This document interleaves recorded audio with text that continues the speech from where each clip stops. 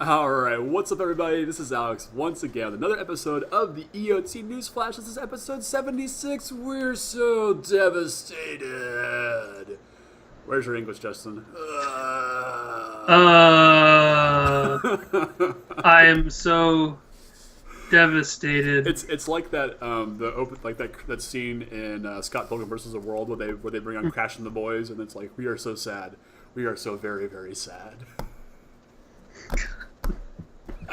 I love that movie. I now have to go back and see it. The movie's so good. All right. Anyway, unless you're not watching this on YouTube, you will not know that Justin is joining us tonight. How are you tonight, sir? I'm doing all right. Very good. Very good. Back again after a week on and off and on and off. Schedules being what they are. Nice mug. It's got Captain America on there. Mm-hmm. We have a lot to talk about tonight. We have got 2 GPs from GP Vegas to talk about, the results from that. We've got a little bit of reaction to all the announcements from last week, and then a whole ton of Hour of Devastation spoilers to talk about as well, including a bunch of spicy invocations. So, let's jump into it right away. And I want to throw it to you real quick, Justin, because I was on my own last week to talk about all of the announcements that we got last week. Mm-hmm. What were your opinion of that? Like, what are like your most exciting announcements for you? Okay, so Dominaria. Of course. Dominaria. Of course. And Dominaria. There's my top 3 right there. The Ixalan sounds really exciting. Pirates and dinosaurs. I mean, you can't go wrong with that. Yes. We've got the 25th Anniversary Edition Master Set, which is like, that's super exciting. We have this alongside the iconic Masters set that'll be coming out in November. 25th will be coming out March 16th, 2018. Yep. So apparently the Iconic Masters is about iconic creatures throughout the history of Magic, and 25th will be about the most powerful things that have happened in the history of Magic. So that's like really exciting. It'll almost be like another Eternal Masters probably. That's what I'm hoping it'll be like. Mm-hmm. Because until I see spoilers from both sets, I'm unconvinced of the necessity of the 25th anniversary one, personally.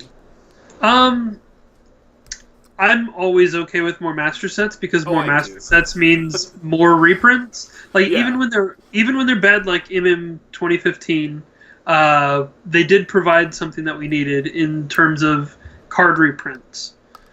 They reprinted Karn. They did reprint Karn. We could also use a Karn reprint all over again. I mean, just saying. That would be probably worth it in the 25th anniversary, but like I said, like it's so close to each other in terms of release date that I just don't know if they can they'll be able to do it. I'll just be curious to see how they distinguish the two of them. Yeah.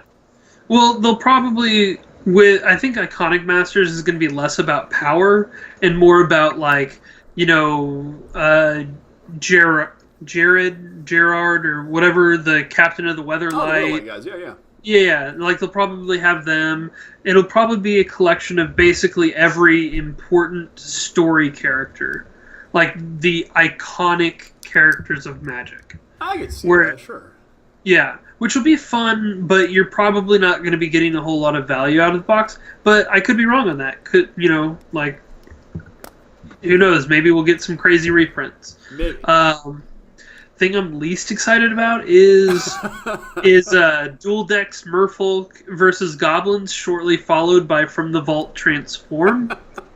I don't know, like the Transform one could have some pretty sweet cards in it. Delver. It's just, well, yeah, but I already have 4 foil Delvers, so I don't need it. 4 foil alternate art Delvers. Maybe alternate art. It'd be stupid if they didn't do new art on Delver. Like, it's too good not to do alternate art.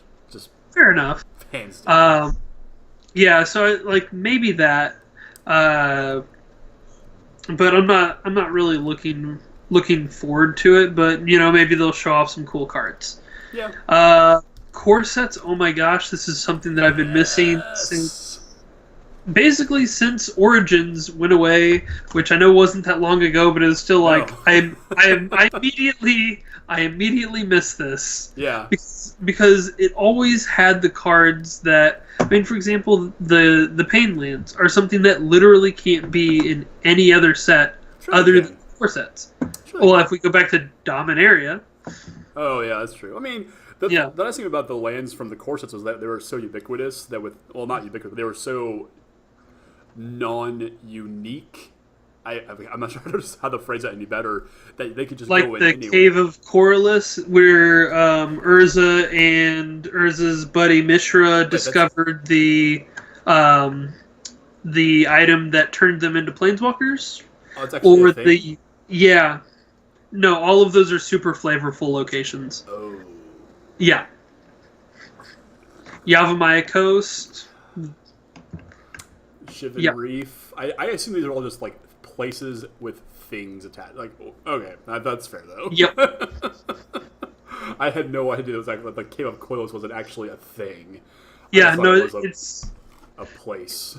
It's a very, very iconic place in Dominaria. All right, things Alex didn't know. That's fine. Yep. That's fine. I'm really hoping for an Urza Planeswalker when we go back to Dominaria. So I have this theory that the Return to Dominaria is actually they're pulling a DC reboot. Like they're killing off the Justice League, the Justice League, and they're gonna reboot Magic. And they're going to pull a new 52 on us and go back to Dominaria for a completely clean slate. And at this point, in another 25 years, we'll be complaining again about a return to Kaladesh. No. Okay, let's move on from that. If anything, this will be the rebirth. If anything, story-wise, this will be the rebirth era where we're introducing new characters alongside old characters. I can get behind that. Yeah. But still, at some point, we're like, damn it, we're going back to Kaladesh. I want to go back to Kaladesh already. Like, we don't have enough energy cards for me to be happy, or enough vehicles. Like, I just love the Kaladesh mechanics. It was such a great. Here's a short list of things that Justin can't get enough of: vehicles, energy, allies. Moving on. GP Vegas. Yep. You're right. So, but not this garbage BF. Allies just gotta clear that up. We know. You've made your love of them very apparent. But let's talk about GPs. We actually had 3 over the weekend. Actually, the full week, because GP Vegas started on Thursday last week. So we had a Legacy Grand Prix, a Modern Grand Prix, and a Limited Grand Prix. And did you happen to see the picture that somebody posted a picture on Twitter of a sign that said, "Due to lack of demand, we will not be offering standard on-demand events the rest of the weekend"? Yeah, and that honestly they had just banned a card and said that these bans weren't going to be taking place till the weekend. Exactly, so you had all of these Marvel Energy players that were probably trying to get rid of cards because they knew the ban was coming. So then they go to GP Vegas, which Vegas is one of those cities where, and this isn't for me, but for a lot of other people, like if you go to Vegas and you're not playing in a tournament, they're going to be there gambling or taking advantage of some of the other things that are available in Las Vegas that aren't available anywhere else. Anyways, complete sense, Justin, before we get in trouble. Anyways, what I was saying was like, so I don't think that side events were probably firing as much as side events were firing at other GPs. But then in addition to this fact that we've had this huge shakeup in Modern that takes place the day after Vegas ends, probably didn't help standard side you mean standard, fire. Yeah. I think the problem was that the fact that the lack of interest in standard just stems from the banning. Like, and people were just like so sick of it. They're like, well, why would I show up for events? Because like I was looking at some of the numbers, and the side events were just firing like crazy. They were firing, get this, $700 draft events. Yeah, but those 700. Well, that's another thing that I was going to mention. Is that GP Vegas, they have really, really insane side events. Like, yeah, you could do standard, Or or play or draft all through history. Like, that's insane. yeah. And then also, I've heard of stories where they've had rare drafts where there's like 4 copies of Tarmogoyf Sure. in the draft, and you get to keep all the cards you draft. Well, of course. So, in like all of the cards are money cards. Yeah, yeah. In the entire draft pod. So, I mean, when you're talking about being able to draft Tarmogoyfs and every other powerful card in Magic, or play standard. I mean, yeah, and there's definitely a value there. Like, it's the people who went there to spend money definitely did that. But I think it really says something that they basically shook the confidence in standard by saying we're banning Aetherworks Marvel, and this is the only time we're talking about it tonight. And I think they just really screwed themselves over. Anything not offering a standard GP either. I think they had something planned for this already, and this is just a really good example of what the hell just happened. So, yeah, and like I said, I think it's a factor, but I think there's a lot of other factors to consider too. I said, the unique side events of Vegas, and then the non-magic things you can do in Vegas. Most definitely, yeah. But I would think that, like, it's amazing that that's the one they weren't able to fire. Yeah. That says something right there. Like, they're not going to cancel all modern side events. There's no way. No, you would have riots. Oh, you'd have riots. I'd be riding all the way here from Florida. But yeah, let's jump into the top 8 really quick for Legacy. So in first place, Death and Taxes. There are 2 things that are eternal in life: death and taxes. Had a little blue-red Delver in second place, a little Grixis Delver in third place, lands coming in. I know Steven's happy about that. In fifth place was 4-color check pile control. In sixth place, we had Canadian Threshold, which, do you know what that deck is actually doing? Sneak and Show, isn't it? Nope, try again. Wait. Okay, so I'm looking at the GP Las Vegas on Goldfish, and it says Death Taxes, Red Blue Delver, Grixis Delver lands, Timber Delver, Grixis Delver, 4-color Leovold, 8th place Sneak and Show. Okay, yeah, Canadian Threshold is Timber Delver. Oh, okay. Because of Nimble Mongoose, and that's the only reason it's called this deck. Gotcha. Okay, so I'm looking at different names. Yeah. Canadian Threshold is the name of the deck from before Delver was printed. Yeah. Okay. Because Threshold is a sweet mechanic. But anyway, yeah, we had Grixis Delver and Show and Tell, and Legacy's fun. Now, let's talk about Modern though.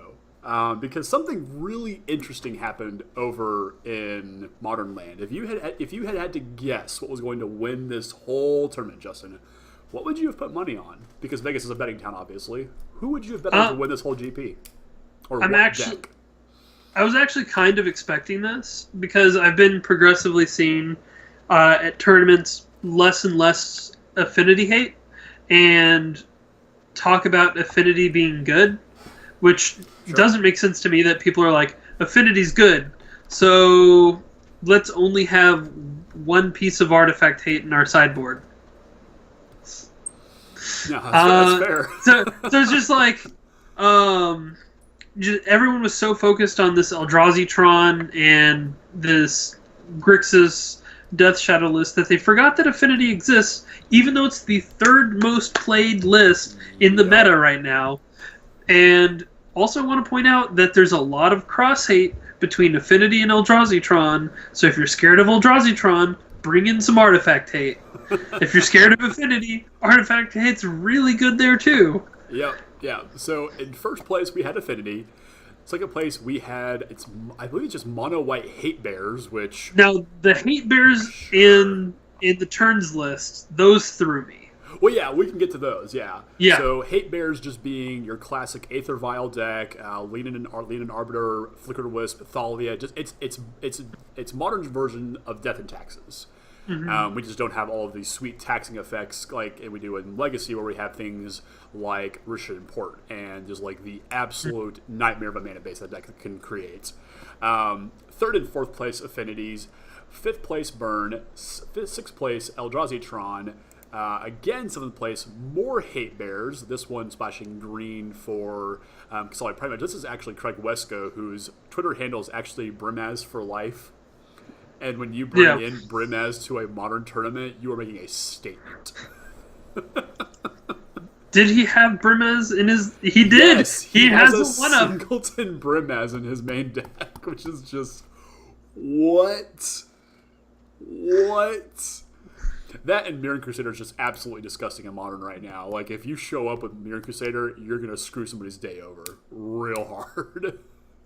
I mean, I will say, though, that Brimaz is a 3-mana 3/4 that creates tokens. Yeah, but you can kill a Brimaz. You know how hard it is to kill Mirren Crusader in Modern right now? Oh, yeah, no, it's basically impossible. They have protection from Modern. Yes. I got to watch a game where he actually got to Collected Company into 2 of them. Incidentally, my first F&M win was on the back of a green-white aggro deck featuring 4 Mirren Crusaders and all of the legal swords in Standard. It was great. That's fantastic. It was, yeah. My first time not playing a blue deck at F&M, and that's what happens. And then in 8th place, we have a Time Walk deck, taking turns list that Steve and I know will be very happy about. Splashing black for, Fatal Push, and that's about it. And Tassiger on the sideboard. Yeah, it's simply just, alright, and Crystal Brutality. It's just a mono blue turn and list. Thoughtseize. Oh yeah, there's the Thoughtseize too, yeah, which is all kinds of neat as well. So that's really cool. Yeah. Mm-hmm. So personally, I was expecting to see a whole lot of Death Shadow, and we saw a lot of that. And if you look down into the top 16, you'll see a couple of Death Shadow lists. You'll see more Affinity, Smallpox for some reason, which is fine. And there's a Valakut deck in there as well. So Modern and Legacy looking pretty good in terms of diversity. There's also some new lists that haven't really been seen before in at this tournament. Really? Humans Company? I mean, Humans has been talked about, but it's never shown up any real results. So there's that. We had the Counters Company, which hasn't... I mean, it's still a very new list as of the release of Amonkhet. Yeah. And still has yet to make a huge splash, but it showed up in the top 32. Blue-Black Fairies, which, I mean, we've heard of fairies, but once again, it's just like... Yeah, but when Fringe lists start hitting, top 32, it's kind of cool. Yeah, the thing that you have to remember about, especially like an event like Vegas, is that this isn't your typical Grand Prix. This is not a Grand Prix that just the local flavor attracts to. This is a Grand Prix that attracts literally the world. The world, yeah. So you have the biggest cross section of players possible, and so and that's why I was expecting to see Death Shadow in the top 8, but was not surprised to see Affinity, because Affinity can just walk their tournament when it's just matched up against random stuff. And even if people show up with a lot of random things, you're going to have some outliers show up here and there. So I'm totally happy to see things like Blue Black Fairies, Humans Company, all these fringe lists are absolutely fine, because when you have a cross section of Magic players that consist of the world, you're going to have some outliers, and I think that's fantastic. Instead of a regular Grand Prix where you just have the local metagame kind of showing up and, not as many outliers. But I totally see where you're going with that. It's really good to see that. Oh, yeah, no, I'm not saying it's, shocking or, hey, guys, build these decks, you're going to get into top 32. Yeah, not saying that. Don't build fairies. Unless you just, want to have fun with fairies and, that's your jam, don't build it. What you got against fairies, man? I got the fact that they never win tournaments. Just because they didn't win doesn't mean it's not good. That's results-oriented thinking. That gets us in trouble. That's what gets Marvel banned. To a point. To a point.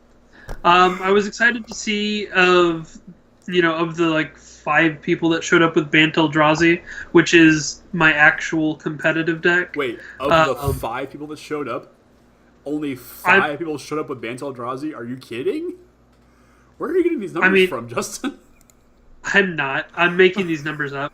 There was a breakdown of the people that had 3 buys and what they were playing, and one person with 3 buys brought Banteldrazi. Okay. So I'm extrapolating the number 5 from the fact that there was like 18 players with 3 buys that brought Death Shadow. There was I'd have to.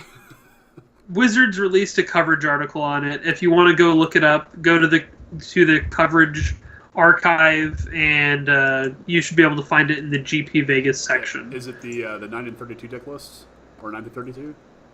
No. I found It'll it. be Okay. day one. Yeah, there it is. Okay, cool. So yeah. There you go. That's okay. Yeah, God, their website is just impossible to navigate intelligently. But it's terrible. Yeah, let's not worry about that. But I would definitely say that both Modern and Legacy, for what it's worth, are looking great in terms of diversity. I've already kind of looked at what Standard has turned into since the banning announcement. Glorybringer is now just the darling of Standard, which is the surprise of nobody. If you don't pass the Glorybringer test, you better not bring your cards to the tournament. That's kind of what I'm seeing already online. So. But well, glad I bought mine early. Yeah, right. Let's talk about something else, though, shall we, Justin? Let's talk about Hour of Devastation. We got a ton of new spoilers over the weekend. We have a majority. We have all but one of the invocations now spoiled, and we're gonna dig into what I think are the most important, or at least the coolest so far. There's about 53 spoilers right now, and there's a couple of them that I want to dig into. Specifically because I think they are rather interesting to talk about. So I'm gonna throw them up on the screen, and if you're not watching this on YouTube, definitely go and check us out so you can watch look at these cards live. But let's look at our first card here, and this guy was revealed today. Behold, the Locust God. So what's really cool about these gods? There are 3 new gods being spoiled. We have the first 2 revealed, and we'll have the next one here in just a second. These are all Grixis-colored gods. So there's a blue-black, a red-blue, and a black-red one now that all are like Bolas's buddies or something. And they're all going to be 5 or 6 mana. Yep. And they've changed their design to be, instead of indestructible, they die to hand. They go back to your hand at the end of the turn, or beginning of its owner's next instep. The creature goes back to your hand. Yeah. There's no there's no attacking, blocking restriction anymore. Yep. They all have some sort of effect. They all draw cards so far. And they all have an activated ability. Yep. Excuse me. They all have an activated ability that triggers their triggered ability. Yes. Yeah. So if you go over to the Wizards homepage, there's a full breakdown of the god's design, which is actually, I think, really cool to actually see how they came up with this. So our first god here is the Locust God. It is a 4 generic blue-red legendary creature god, 4/4 flying. When you draw a card, create a 1/1 blue and red insect creature token with flying and haste, and you can pay 2, a blue and a red, to draw a card and discard a card. And when it dies, you return it to your hand beginning of your next step. This guy's pretty cool. It does some stupid things with Pull from Tomorrow. I really want to break his effect.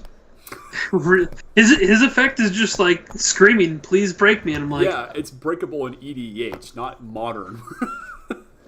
I want to break it in all the formats. Well, I'm not saying it's possible. I'm not saying it's likely. Really but it's saying it's an effect that I have a desire to break. That's fair. And I'm also showing the invocation version, which is so much sicker than the regular art. Like, just blows my mind how cool the invocation looks. Just wowie. And let's look at his buddy then. The Scorpion God, which unfortunately is not the Rock. But this guy's a god, not a king. So, whatever. Though, quite a few people have posted photoshopped altars of the Scorpion God as the Rock. As the Rock, yeah. Hilarious. Magic players are not what I would call the most creative people in the world when it comes to funny altars. Once they find one meme, they latch on and it dies of slow, painful death. But the Scorpion God is a 3 generic, black and a red, legendary creature god. Whenever a creature with a 1/1 -1/-1 counter on it dies, draw a card. You can pay 1 a black or red and put a -1/-1 counter on another creature, and when it dies, it does that thing again. What do you like about this guy here? I am a fan of this guy. He's pretty sweet. I think that he's probably more powerful in a vacuum than the Locust God. Oh, infinitely. And he is pretty sweet. I like the Locust God. Like he fits everything I want to do. I wish he was cheaper so that I could do more things with Locust.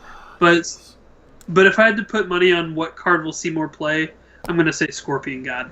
Okay, interesting. Yeah. I have this dream, and without knowing what the blue-black god does, that there's going to be a Grixis god deck featuring 1 Scorpion, 1 Locust, and 1 blue-black, and 1 Nicol Bolas. And it's just going to be the best thing ever. Like, that's my dream. Those mana costs are so high. It's fine. It's a control deck. That's why you have 4 win conditions. It doesn't matter. It's fine. It's fine. Okay. And you have some other planeswalkers for backup and some removal spells and some counter spells. It's fine. All right. We'll see how quickly Zombies takes you down. Yes, I'm absolutely aware of that. Like we're not kidding ourselves here. Let's talk about some more cards though. Up next we have Neheb the Eternal, which is showing off a brand new mechanic actually, and has quite possibly the longest creature type in the world. So for 3 red, you get a 4/6 legendary creature zombie minotaur warrior. Yeah. And it has a new mechanic, which is Afflict. And whenever a creature that has Afflict, whenever it becomes blocked, it deals the defending player X life worth of damage. So this guy has Afflict 3. So you block this guy, you take 3 damage. Pretty sweet. And for some reason, at the beginning of your post-combat main phase, add 1 red mana to your mana pool for each 1 life your opponents have lost this turn. Sure. My favorite thing about this guy is that the fact that they've actually had to shrink the font size of his creature type. Yeah, there's that. Like it's almost illegible on the card. Yeah, it's hilarious. But I think he's pretty cool. He's got like this whole big red sort of, ability going on with producing mana, and he's a freaking house at 4/6. Yeah, I miss the big red deck from Scars Mirrodin Standard, which was featuring things like Batterskull, Wormcoil Engine, Koth of the Hammer, and some stupid big dragon. I forget what it was called, but that deck was sick. So it was Skred without the snow mountains. I mean, technically yes, but it's a sense that it played things like Sphere of the Suns and Precision Talisman to just ramp up into these giant red and artifact fatties and just killed you. Like, it was a wicked cool deck. Gotcha. I think Steel Hellkite, like, it was mostly an artifact based deck, but it just happened to have like Inferno Titan and Koth for just reasons because they're good cards. He looks very Dark Souls to me. He looks kind of like the Lord of Cinder. If you've played Dark Souls 3, I've been jamming a lot of that game recently, so that's all I can see when I look at new cards. I've been planning on it. So good. I play more Bloodborne though than I play Dark Souls. That's fair. That's my next list. This is not a video game podcast. This is not a video game podcast. I'm not quite sure what to make of his secondary ability. I think it's interesting, but I'm not quite sure what kind of deck you have built to take advantage of the fact that you are adding more mana post-combat when you're already hitting 5 mana with this. I'm just saying that Ulamog is 10 mana. No.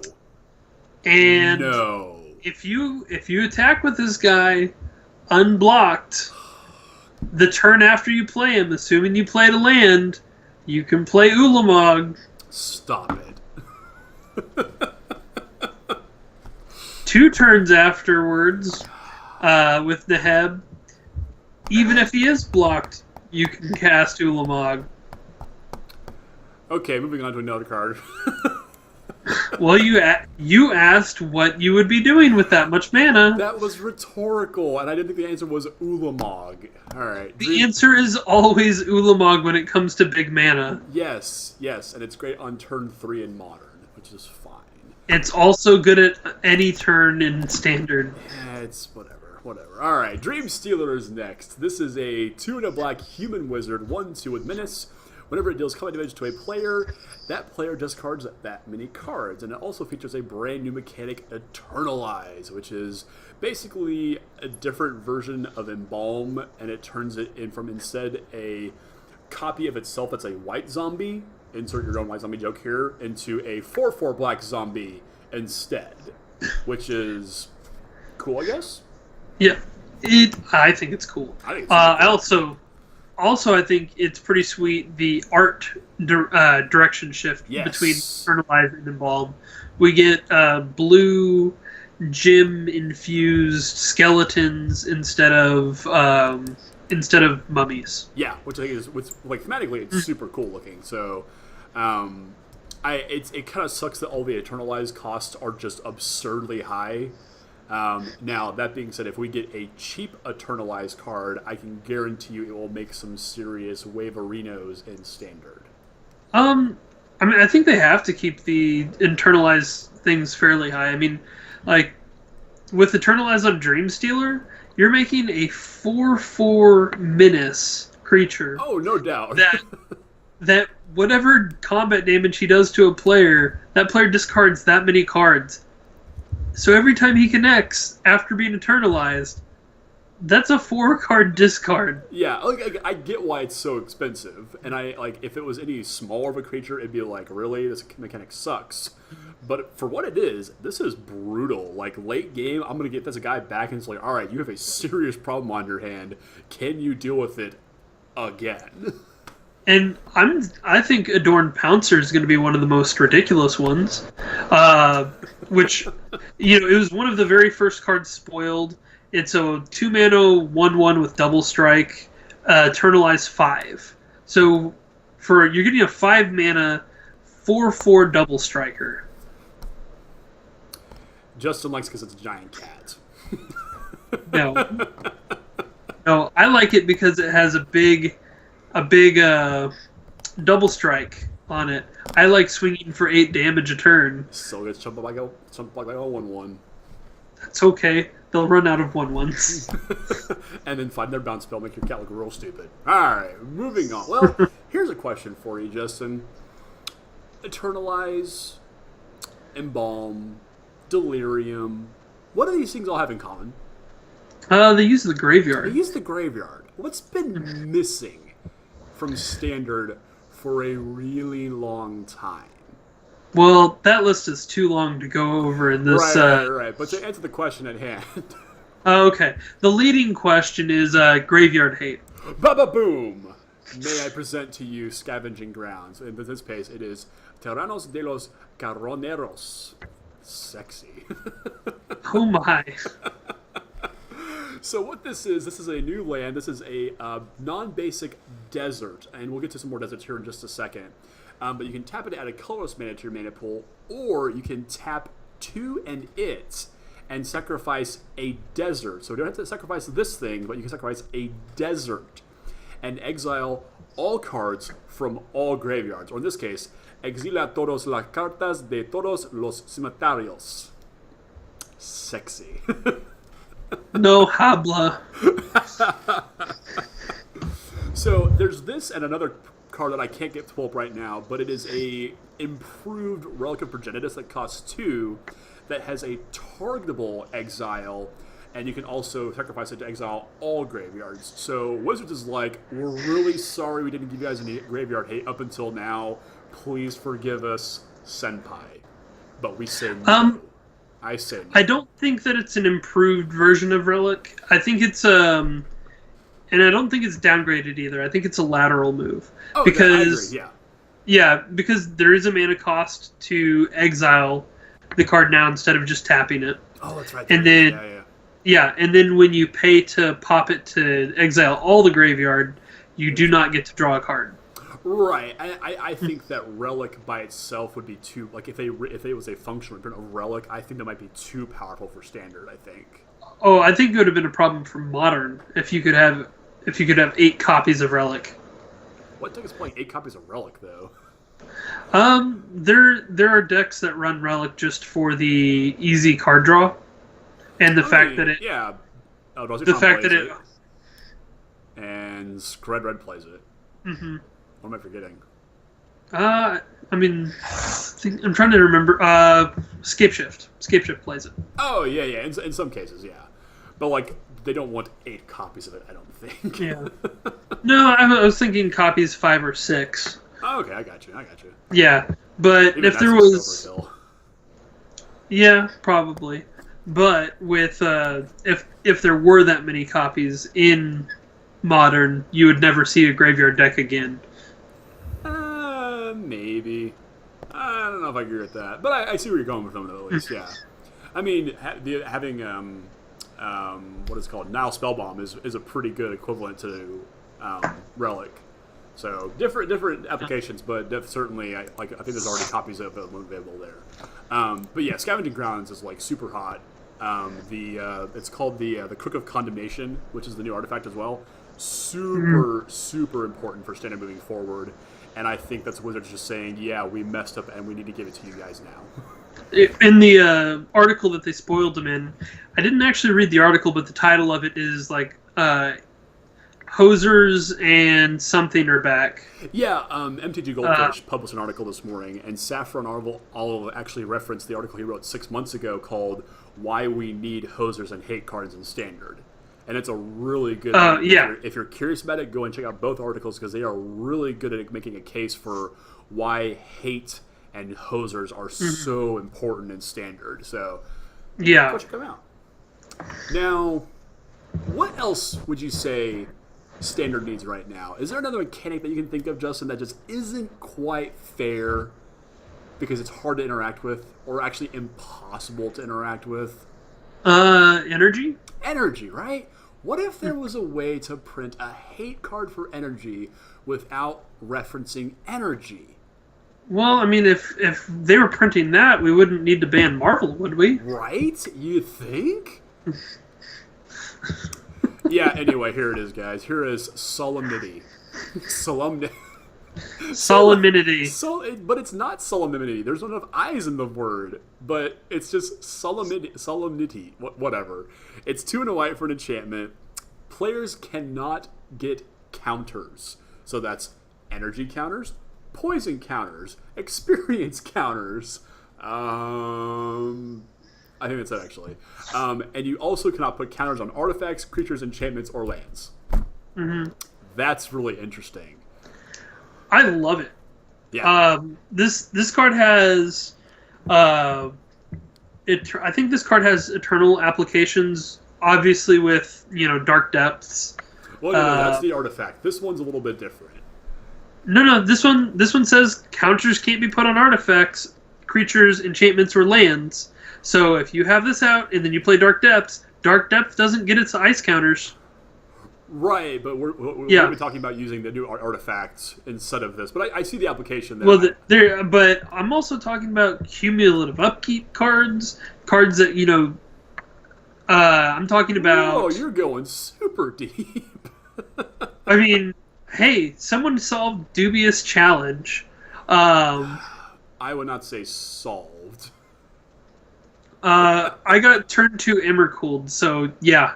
I would say that. That's your own fault. That's called not being prepared, Justin. That's on you. Don't fault the card. Fault the player. Okay. Anyways, this can be used in a ton of things. This is also useful as a hate card if someone wants to go infinite 1/1 counters as a win con. Can't. Company decks in Modern. Yeah. I'm sorry, what? Though it's interesting because it can also be enabled for enabling their infinite life, infinite damage. Yeah. But they've moved away from that to go to infinite 1/1 counters. So it's kind of interesting. You know what's interesting though, because the way that new deck, the way that the one that uses the Duskwatch Recruiter to kill you. Mm-hmm. If I understand how this card works and how it interacts with counters, that deck can't kill through this. Because I don't know what you're talking about with the Duskwatch Recruiter. So the one that uses the infinite mana through Vizier Remedies and the elf, whose name I'm forgetting all of a sudden, it generates infinite mana, so it can activate Duskwatch Recruiter an infinite amount of times, or just generate infinite mana to be able to find a Walking Ballista, and then cast the Walking Ballista for an infinite amount of mana, and then shoot you for infinite damage. Yes, that's the new Abzan counters, or Abzan Company. Yeah. That's the new exactly. one. Yeah, that's the one. It cannot win through that. They also can't use the Archangel of Thune win method. Most lists currently... That deck is super old, though. That was Birthing Pod tech. No, the Murderous Redcap was definitely not Birthing Pod tech. Well, no, if we're using Archangel of Thune, we're talking Spike Feeder combo. Like that's that was Birthing Pod era tech. People have moved back to that because it avoids the graveyard. Yes, it does do that. Yeah, and also because of the visor. The visor works with Spike Feeder somehow. Yes. Yeah. Mm-hmm. Yeah, this shuts down all of that. I will be curious to see if we actually see any play for Solemnity in any other format. I do really want to reference the art, though, that looks... I'm pretty sure that's Gideon laying over the corpse of Oketra. Yeah, well, if you look at Oketra's Last Mercy, which, fantastic card, by the way, it looks like she's actually protecting someone who might be Gideon. I'm pretty sure it's Gideon in that art, too. And we'll talk about that one next week once we have that full cycle spoiled, because I'm pretty sure we'll get the rest of it this week, if I have to guess. But yeah, it's just like, I'm pretty sure, like... I kind of like how I theorized that Oketra would go against Nicol Bolas. I think that's what happened, and like she saves Gideon's life, possibly the rest of the Gatewatch as well, and then that card that we were just talking about, Solemnity, is like him mourning Oketra. Yeah. But you said the Gatewatch might get defeated, Justin. What could you be talking about there? That seems kind of sad. Like it is, but we have a full cycle of cards showing the defeat of the Gatewatch. Oh no! Well, let's start with Gideon's defeat, since we just talked about Gideon a little bit. Yeah, so Gideon's defeat is there's a full cycle of these, so it's a 1 white instant to exile target white creature that's attacking or blocking, and if it's a Gideon Planeswalker, you gain 5 life. Which, I'm like so excited about this, because I don't think we've seen self-hate in a very long time. Like, not like this. We've seen single color hoser, like things like Deathmark and Celestial Purge, but cards that reference No, I'm talking about like white cards that hate on white cards. Yeah, that's what black I'm cards referencing that here. hate on black cards. Yeah, like was it Gainsay that countered blue cards specifically? Yeah, and we actually have Jace's Defeat, which is a 1 and a blue instant to counter target blue spell, and if it's a Jace Planeswalker spell, you scry 2, so it's upgraded Gainsay. We have Defeat of Liliana, which I can't read Chinese, so Justin, if you could provide a translation for us. For the Liliana's defeat, you said? Yeah, Liliana's defeat. Yeah. Hold on, let me get back to. I was looking for something. It's the self-hate. Like last time we saw that. Yeah. Okay, so the Liliana's defeat is 1 black sorcery, destroy target black creature or black planeswalker. If that permanent was a Liliana planeswalker, her controller loses 3 life. Yeah, that's insane. But it's like all these cards are really cool because they hate on their own color, and then upside is if you happen to be hating on the named planeswalker, there's an additional upside. Yeah, which is random, and I think it's only going to matter for a couple of months, but it's cool that these cards exist from a story standpoint. So we also have the Defeat of Chandra, which is a burn spell of some kind. You need translation on that as well? Yeah, this one's in Italian, I think. Oh, okay. Derrota de Chandra. Chandra's Defeat. 1 red, instant speed. Chandra's Defeat deals 5 damage to target red creature or red planeswalker. If that permanent is a Chandra planeswalker, you may discard a card. If you do, draw a card. Cool. Mm-hmm. All right. And our last one is Nissa's Defeat, which is probably the most brutal one of them all because she's getting straight up strangled to death here. Oh my gosh. Have you read the flavor text on this one yet? I have not. Okay, so is this card not translated for you? This is in Japanese. Okay. Nissa's Defeat is 2 and a green, sorcery speed, destroy target forest, green enchantment, or green planeswalker. If that permanent was a Nissa planeswalker, draw a card. Sweet. The flavor text on all of these cards are just perfect, but this one's just extra brutal. The soul of this world is gone, Nissa, and I would gladly kill it again. Nicol Bolas. Yeah, like all of these, like the Jace one is, I'd hoped for more from you, Jace, but I expected as much. Gideon's is, Gideon, how easy it must be to play the Protector when you think yourself untouchable. How wrong you are. Chandra's Defeat. Fire, is that your only trick, Chandra? Which I think is the weakest one, but at the same time, it's the one thing she, like, has learned to rely on, and just Nicol Bolas just, like, discarding, like, oh, hey, you want to do this, you know, you think you're tough, but all you have is this. Watch me take it away from you. Your one trick isn't good enough, and that's just killer right there. And I love this cycle. It's going to be next to irrelevant for limited play, unless you're sideboarding these in. Like the Planeswalker clause on these is just is what it is. That's for standard only. But I think these are super cool, and to tie in the actual defeat of the Gatewatch, because I could have seen them putting this on one card, just like follow the Gatewatch, which I wouldn't be surprised if they actually did that still. But it's cool to see that they are being literally upended by their own mana color. I think it's super sweet. Just to show how awesome Nicol Bolas is. Oh, yeah. Just like, God, badass, yeah. And in addition to this, we also have another revealed cycle, which is a full cycle of tapped deserts. So the Scavenging Grounds, which references other deserts, and also the ones we saw in Amonkhet. We have this full cycle here. We have Desert of the True, the Mindful, the Glorified, the Indomitable, the Fervent, which are referencing the 5 gods of Amonkhet. They all come to play tapped, produce a single color of mana, and you can cycle them for 1 and a white. Super cool. I like it a lot. I think the coolest thing about them is the artwork is that of the monuments, but they're crumbling. Yes. Like, it is very much a before and after view of, like, that's what this entire set is. Like, even the basic lands are the exact same arts as the full arts from Amonkhet, but they are like River of Blood, Day of Destruction kind of things, and I like this a whole lot. There's also a couple, and once we do the full spoiler review, we'll get into the cards that actually care about deserts being both in play and in the graveyard, and the fact that these cycles is just super cool. I love this. Like these probably should have been in Amonkhet just for reasons, but I like the fact that they're here. So, super cool. Let's see. Have we forgotten anything? I don't know. I mean, like, I want to mention the fact that we have a Crucible of the Worlds in this set. Yeah, we'll get to that. That's a creature.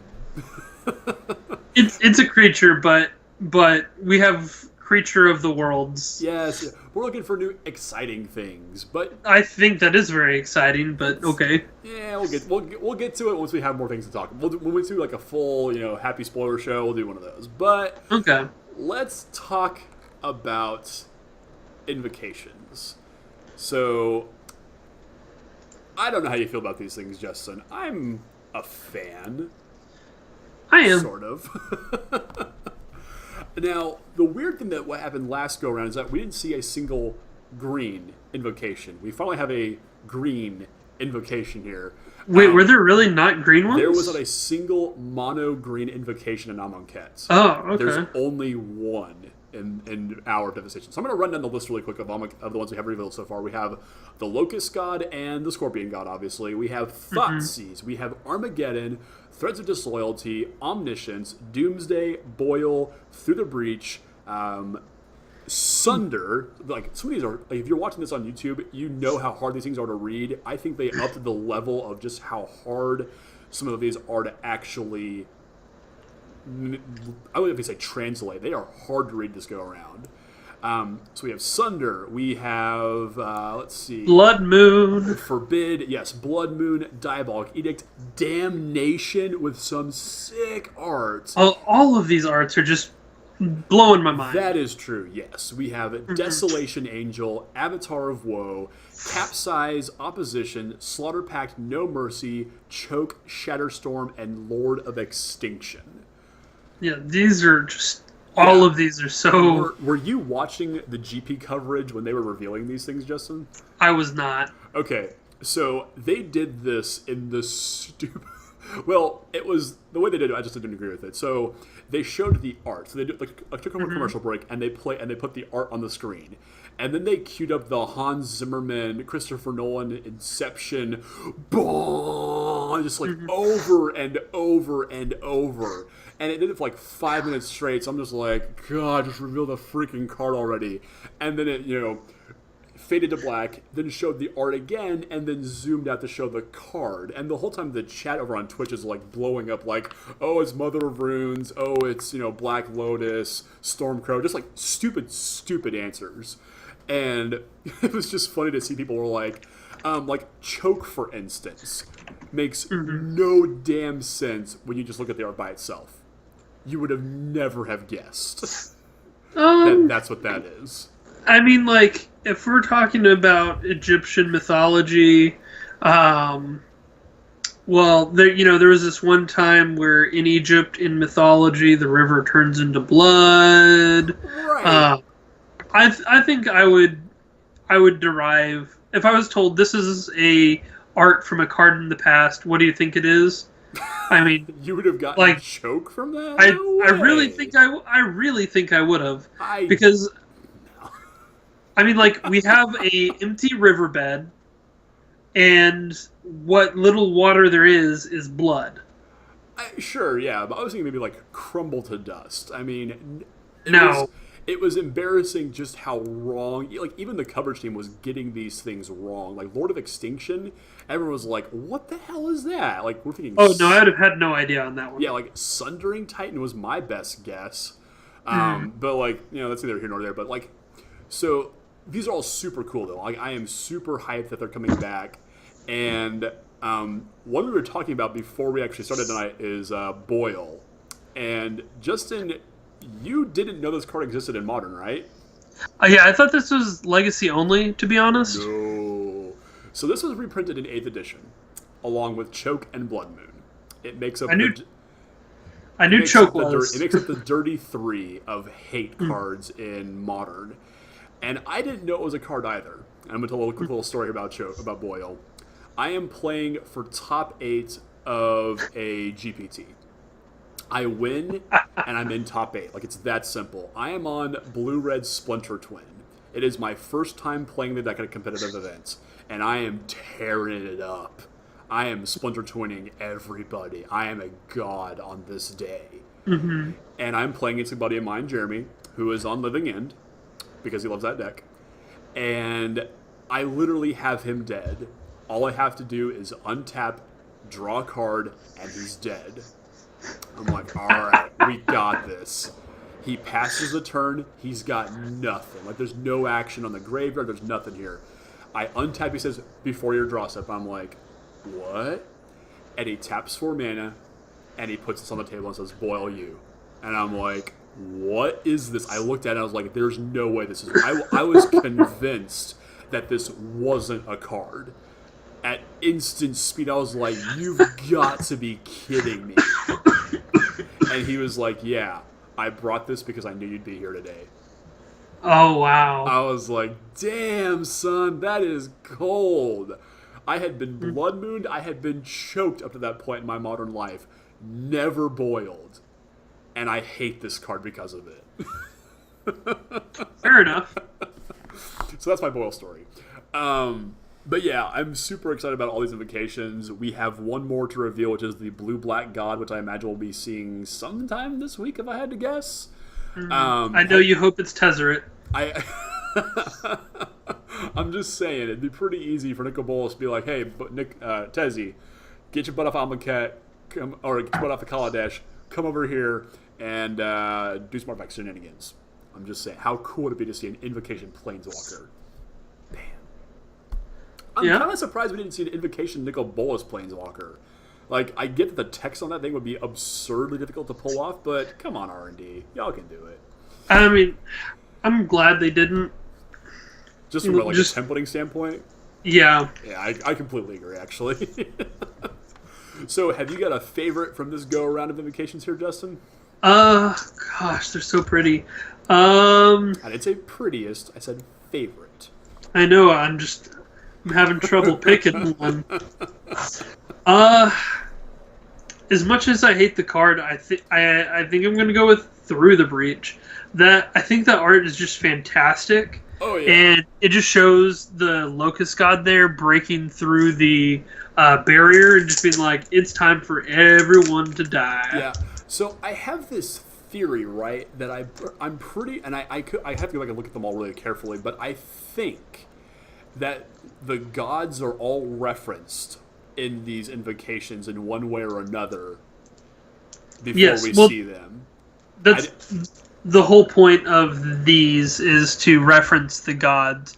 Right. Which, if you look at Diabolic Edict, that's not the Scorpion God. I was just about to say that, because we were trying to figure out this afternoon, what could be the blue-black god, and I think that might be him.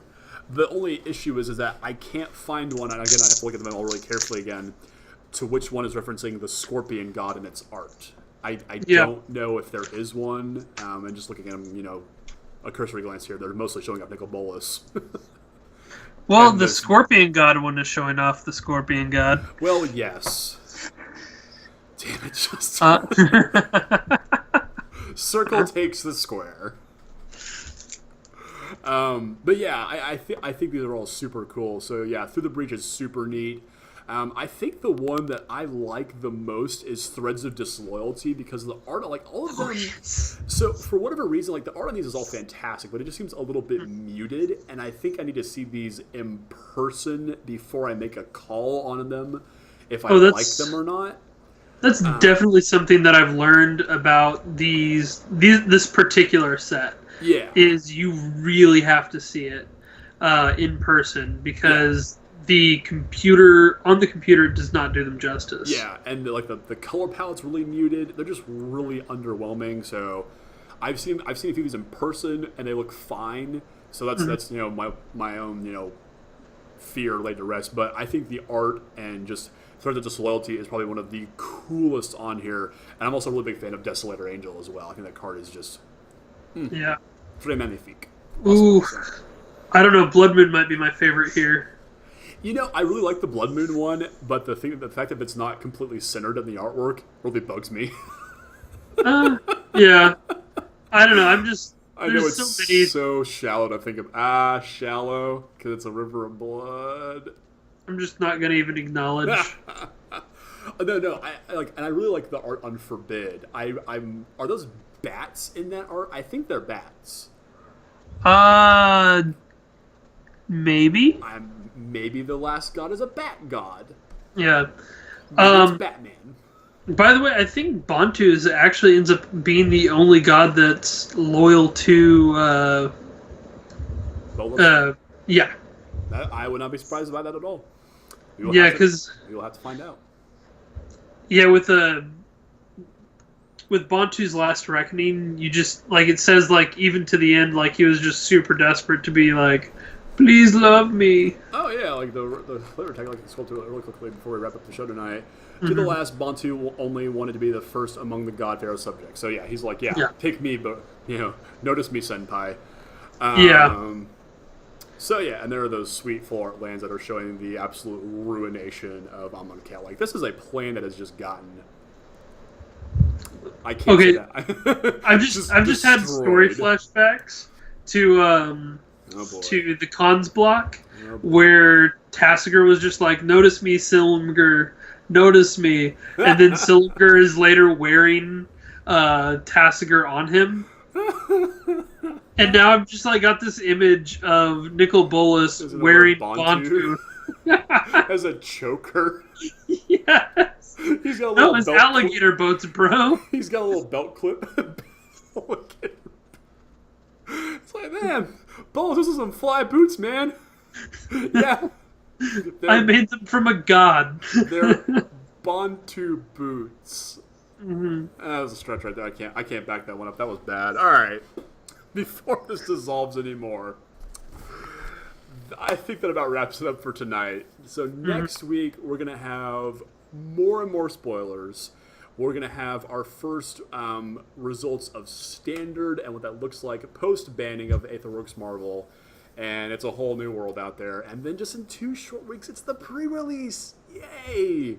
So I get to do my full set review for this big bad set. So that means 2 things. 1, I'll be tired after work, and 2, I'll have vodka that night.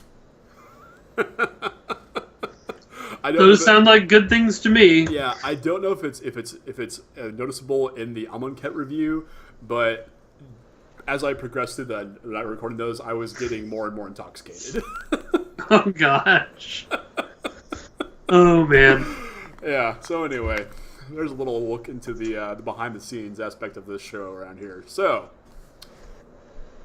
I think that wraps it up for tonight. Big thanks to Justin for hanging out with me tonight. Much appreciated. Mm-hmm.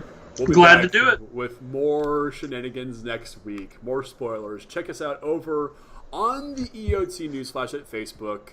Just look for us at EOT Newsflash. Find us on YouTube. Just look for EOT Newsflash and find all of the previous episodes and all of my fun video reviews I've been doing recently. Check us out over on Twitch at EOT Newsflash, and also look for Sean at Busted Sleeves. He's been doing some streaming for us as well, which is really great. Also on Twitter at EOT Newsflash, and find Sean at Busted Sleeves over on Twitter. And you can find Justin and the things that he does on Twitter at Justin Faulkner. There you go. Whatever he does on Twitter, you can follow him doing those things on Twitter. All right. So, since Steven's not here, I'm just going to say it for him, because it was a Mono Blue Turns list. We're just going to do it again next week. Let's do it again. Alrighty. All right. Have a good night, everybody.